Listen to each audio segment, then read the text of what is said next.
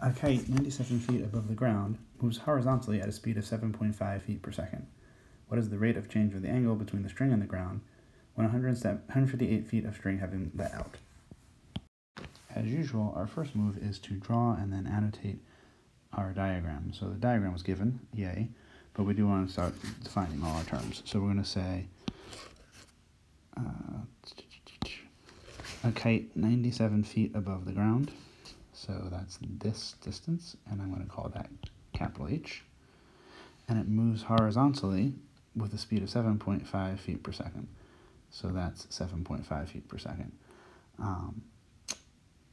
Later on, we'll see there's actually a little bit of ambiguity in the question because it could have been moving the other way. That ends up changing only the sign of things, so I'm not going to worry about it, and we'll see what happens later.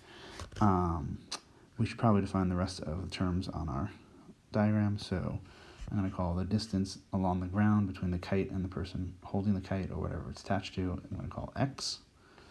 And then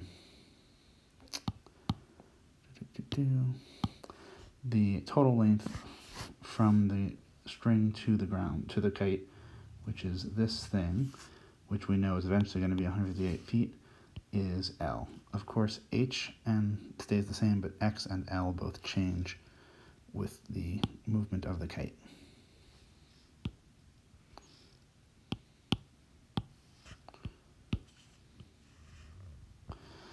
All right. As always for related rates problems, and we know it's a related rate problem because we have, of course, find the rate of change. So we know we have a rate.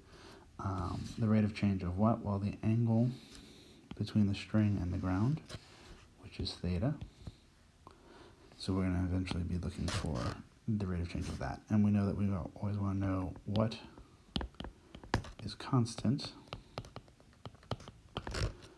and then what is desired, and when is it desired.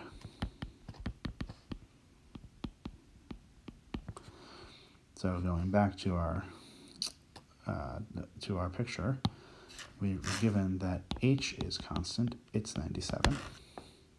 And we're also given that dx dt is constant, that's 7.5, or maybe minus 7.5. We'll talk about that ambiguity again later.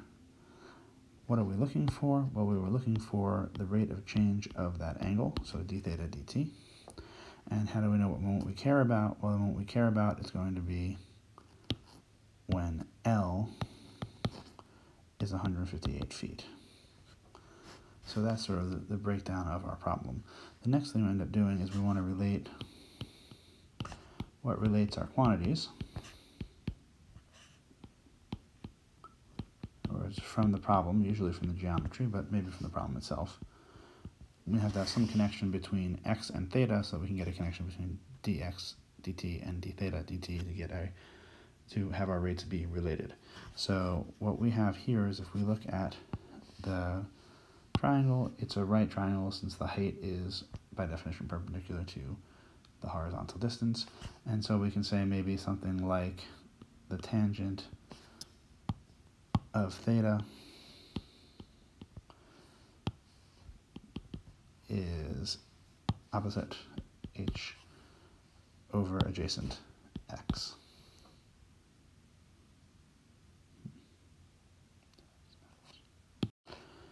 We'd probably naturally solve that over as saying something like h is x tangent theta.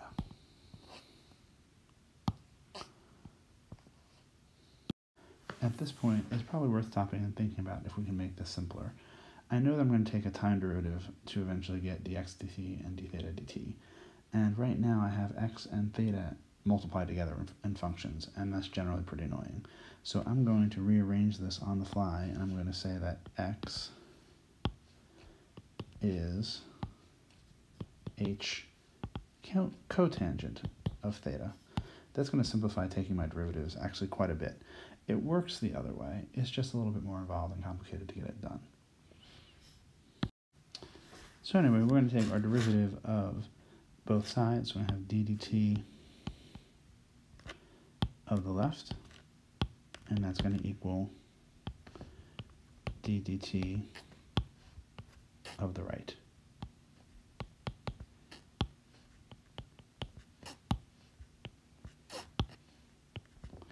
Now, on the left, really x is a function of t, but we don't know what function, so we're just left with dx dt, and there's not much we can do, which is okay, because we have a value for dx dt. On the right, we have derivative of a constant times cotangent, so the constant will come out front as usual, and we'll be left with d dt of the cotangent of theta. H comes out front again. Now, d d theta of cotangent is minus the cosecant squared of the angle. But that's d d theta, and I have d dt, so I have to correct for that by then taking the derivative of theta with respect to t. Now I'm going to solve that for d theta dt, the thing we actually care about. And we're going to say that that's going to equal dx dt, a thing I know, over minus h cosecant squared of theta, which I can clean up maybe a little bit. I can put the minus sign out front. I'll have dx dt. I'll have a 1 over h on the bottom, and 1 over cosecant squared is the same as sine squared. So I end up with something like that, which maybe is better, maybe is not. But what we can do now is we can say, I can process this a little bit better, and I can say, oops,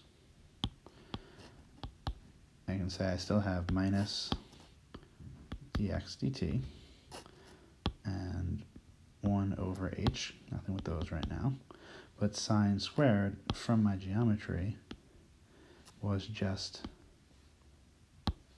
h over L.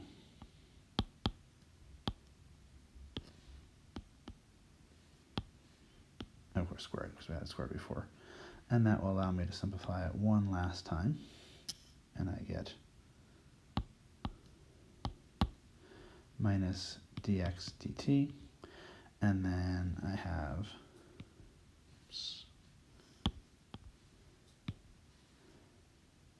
h over L squared. And I have values for that. So I get minus dx dt, if you remember, was 7.5, and h was 97, and L was 158, which again, we have here squared. And if you put that into your plastic palette, who's fun to be with, whoever that is, Desmos or your calculator or just Google, no matter what comes out, you'll end up getting minus 0.0291, and that would be in radians per second. We do see that if we had had the kite going the other way, then dx dt would have been minus 7.5. Everything would have been the same except flipping the final sign, and so we'd have d theta dt in that case would be plus 0.0291 radians per second. So the ambiguity in the question ends up not being overly troublesome. As a bonus round, let's see what would happen if we had not simplified by using the reciprocal trig function and see what would come out. So we would, if you remember, we had h would be x tangent theta, and then we could take d dt of both sides, so d dt of h, and that would equal d dt of x tangent theta.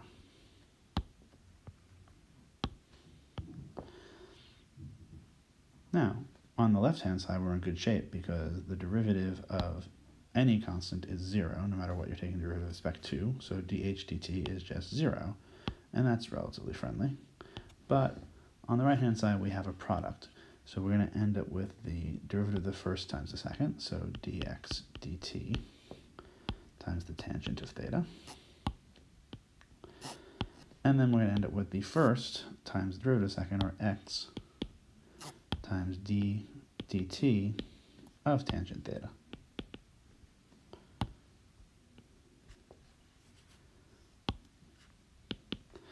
Can't do much with dx dt. we don't know the functional form of x, we just know that's a function of t. So I end up with the dx dt tan theta, and it comes along just for the ride. On the other hand, when I take the other guy, I'll have plus x, and now I take the derivative of tangent theta with respect to t. Derivative of tangent theta with respect to theta would be secant squared theta, but then I have to pay for it by saying, oh, it's not the function of t, it's a function of theta, so I also need to pull up a d theta dt. And we see already that this gets kind of messy. It's not awful, but it's messy.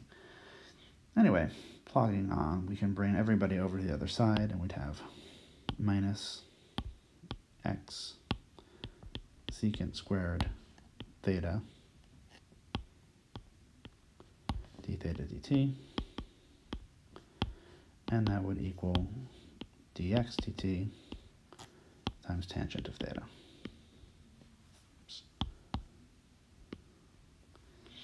And now we isolate d theta dt. So d theta dt is, and we have on the top dx dt tan theta, and on the bottom we have minus x secant squared of theta. Not particularly pretty, not particularly awful. I guess we can clean that up just a tiny bit. Minus dx dt times 1 over x times tangent of theta over secant squared of theta.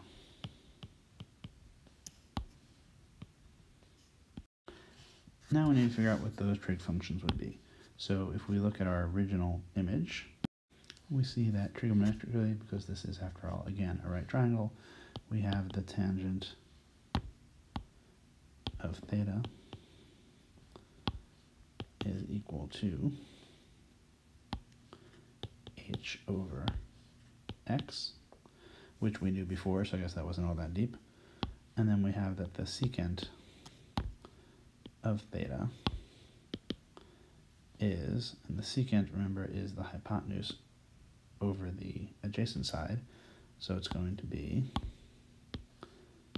L over x, which allows us to then rewrite the original, or not the original, but rewrite our derivative equation to be d theta dt is minus dx dt times 1 over x times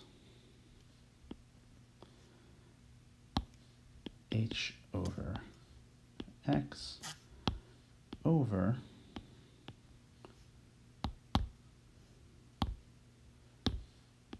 L over x all squared, which is a bit of a mess, but it turns out that if you just process it a little bit, and we see that we have a 1 over x and an h over x and an L over x squared, so maybe we're going to write these as, say, powers of x to carry, so we would have something like h times x to the minus 1 over L squared times x to the minus 2 times x. And after a little bit of messiness, as all those powers start interacting and canceling out, we end up with just dx dt with a minus sign in front times h over L squared, which is actually what we had before, and so we've ended up in the same place, and so we know that this is going to be about minus 0.0291 radians per second. So we see that it isn't really all that awful, but it's definitely more involved and has a little bit more places where you can go astray. So from time to time, at least, the reciprocal trig functions can make your life a little bit easier.